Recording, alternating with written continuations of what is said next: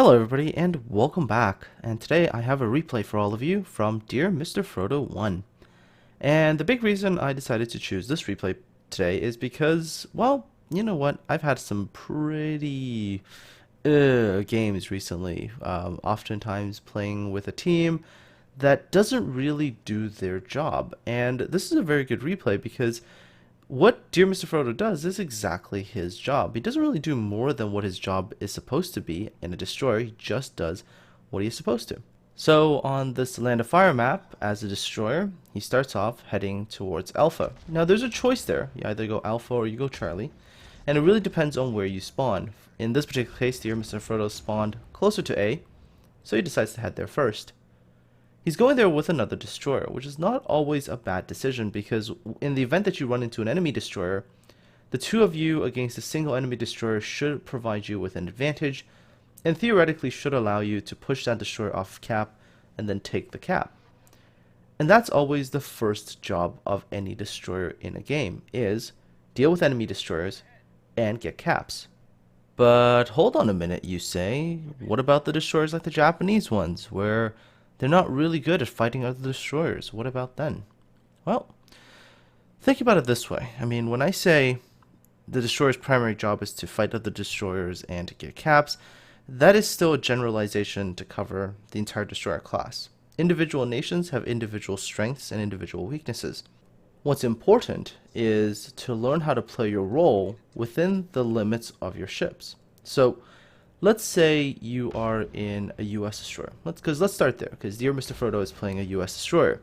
Now, US destroyers are very, very good destroyers because they can do the destroyer job very well. They have guns that are good enough to contest the cap in the event they have to fight other destroyers. Their torpedoes are good enough and have decent enough range that in the event they run into larger targets like battleships or cruisers, they have a weapon system that can deal with that. They're stealthy enough to get onto cap without being spotted, except for Japanese destroyers. And they're generally fast enough to zip around between caps. So US destroyers overall, very, very good ships. And if you play them to the job that they're supposed to do, which is capping and fighting other destroyers, they'll do reasonably well. But of course the big issue is always, well, what if I'm in a Japanese destroyer? Shouldn't my job just be to throw out torpedoes and hit larger targets? Kind of. I mean, it's helpful for you as a Japanese destroyer to obviously go do that. However, all of those things that happens should happen under the primary job of your destroyer, which is to cap and to fight other destroyers. So if on the side, let's say you're able to get off torpedoes and hit battleships, then that's a great benefit to a team, but you still have to worry about that primary job. And now I'd make a wager that somebody out there has probably just heard me say that and go, "Oh, Chase, what are you saying? Japanese destroyers can't fight other destroyers, their guns aren't very good." And I get that.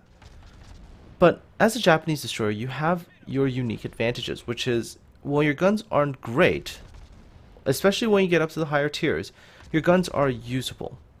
Your biggest weapon, however, is your stealth. So if you play your Japanese destroyer a little bit more team-oriented, so for example, you find an American or a Russian destroyer, and what you do is you screen that destroyer. What oftentimes happens is that, let's say you end up spotting another destroyer, whether that be a US destroyer, a Russian destroyer, or an equally stealthy Japanese destroyer. Now, Japanese destroyer, assuming that you play well, you should be able to fight with on even terms.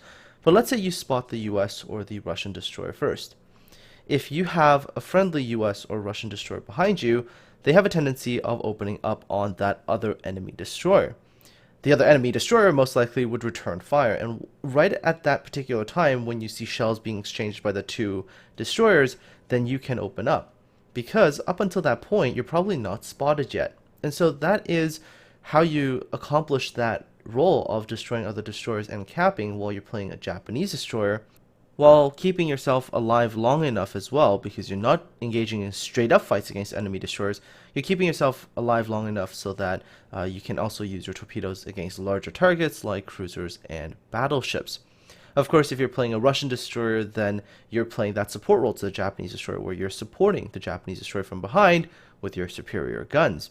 Now, if you were watching Dear Mr. Frodo play, he went onto A, along with another friendly US destroyer, went onto that cap, pushed the enemy Fletcher off of the cap, and then of course the Fletcher popped smoke, So Mr. Frodo deployed torpedoes, and then the torpedoes went into smoke and took out the Fletcher, and thereby securing the Alpha Cap. And as soon as he's done securing the Alpha Cap, a lot of gunboat destroyer captains also really like to just sit there and continue to shoot at stuff around him. So in this particular case, if you look at the map, there is also a battleship there, which he could have shot at, would have provided him with some damage, but it wouldn't have really been all that significant. And there's a reason for that as well, and I'll get to that in a minute. But what Mr. Frodo does instead is he decides to head immediately for the B cap. Not directly, because had he headed directly for the Bravo cap in a straight line, he would have run into other cruisers. So he went slightly the long way, which, you know, a little bit safer, which is a good thing, because you do also want to keep yourself alive as long as possible, especially when you're the last destroyer on your team. So going back to the other thing, why not sit there and shoot at other ships and get damage? And it has to do with the way that World of Warships calculates experience gain. And how World of Warships calculates experience gain is a little bit different than, let's say, World of Tanks. In World of Warships, experience is calculated not by how much damage you do, but by how much percentage HP you took off an enemy ship. So if you did 10,000 damage to a destroyer that only had, let's say, 12,000 HP, you would have done a huge chunk of damage there. That's basically, what, 80-90% of that destroyer's HP, and you would get the experience that was equal to doing that much damage. The equivalent amount of damage you would have to do onto a battleship is to take off like 80-90% of a battleship's HP, which, when you look at how much HP a battleship has, it's incredibly difficult to do if you're playing a destroyer with, using its guns.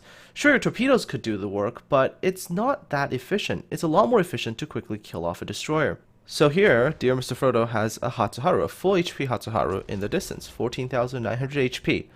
And I think it is very reasonable to say that it's a lot easier to kill off that Hatsuharu from full HP to 0 than to, let's say, kill off a full HP Nagato. However, killing a full HP Nagato will give you essentially the same amount of experience as killing off that Hatsuharu. So as a destroyer, truth be told, just raw damage numbers doesn't always mean all that much. In fact, you could get 60-70,000 damage and still score less experience as somebody who went out and killed 2 destroyers. Because if you got 60-70,000 off of a battleship and they got, let's say, 20,000 off of killing 2 destroyers, they're still likely to score more experience than you are. So going back to the actual battle for a minute here, dear Mr. Frodo, he's still hanging around the B cap. He's waiting for the smoke to clear so he can either take care of the Hatsuharu, or in this case, because the battleship popped up first, he'll take care of the battleship with some help from his teammates, and then get onto B to actually challenge for that cap.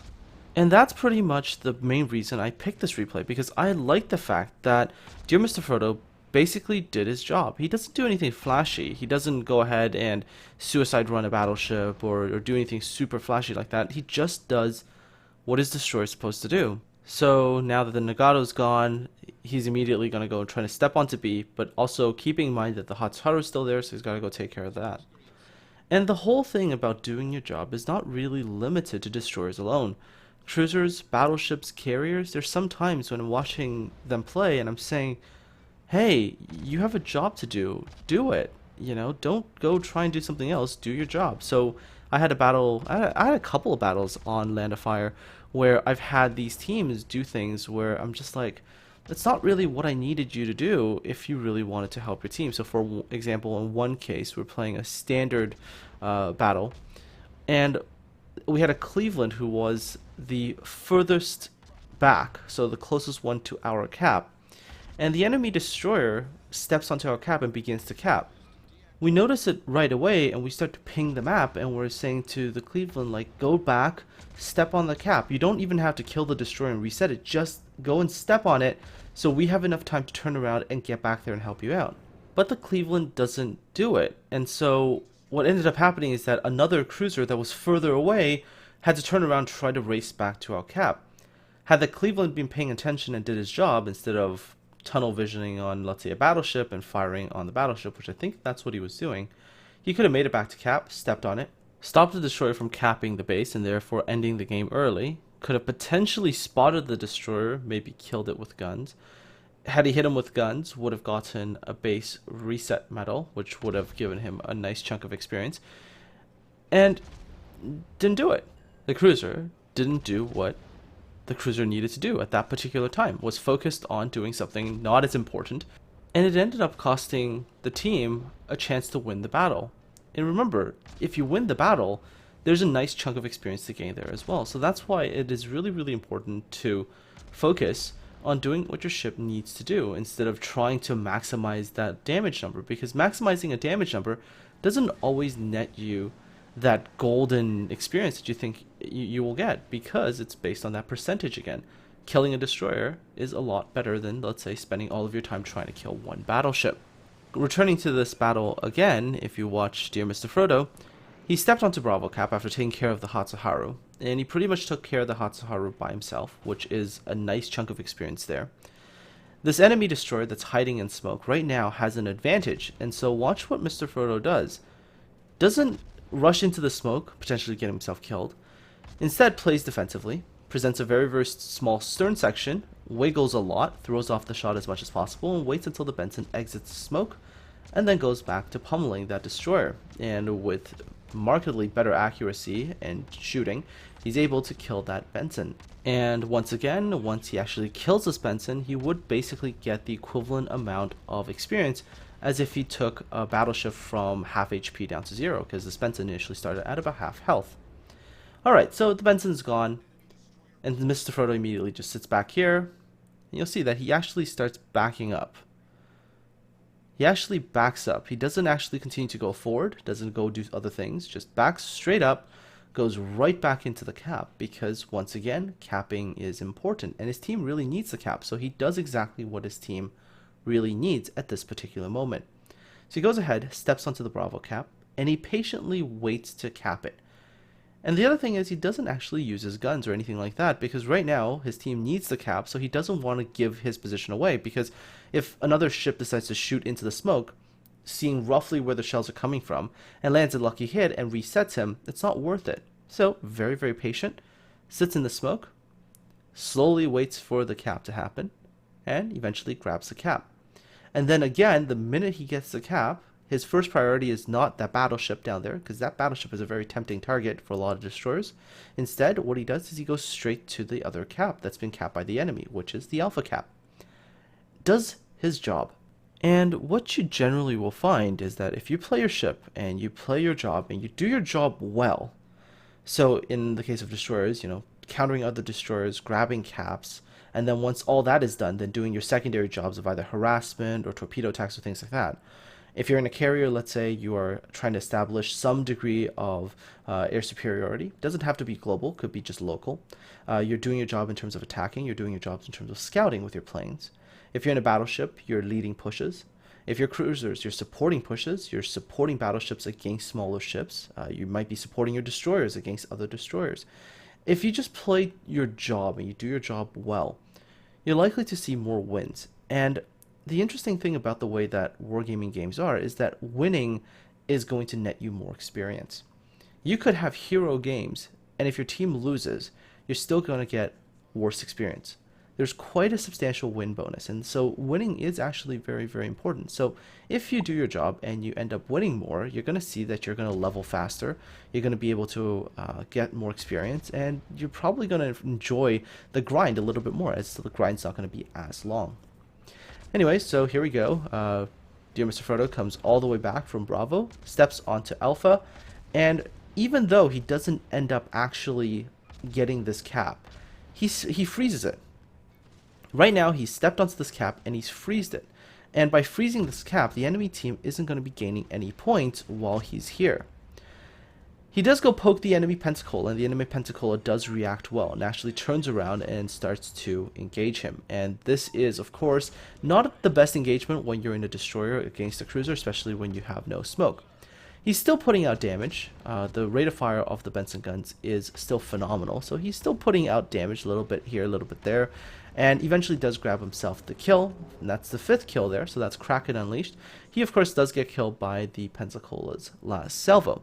Now, sadly, I didn't exactly get any screenshots from Dear Mr. Frodo. So, Dear Mr. Frodo, if you happen to watch this video and you have screenshots or you remember the numbers for what you had for your base experience and your credit gain and all that, please do leave a comment in the comment section below so we know how well you actually did. My wager is you actually did pretty well in this battle, even if your damage numbers weren't really high up there.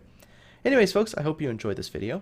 Do remember, of course, if you're playing World of Warships, that if you want improved win rates, make sure you do your job. Anyways, folks, take care, have a good one, and I'll talk to all of you again soon.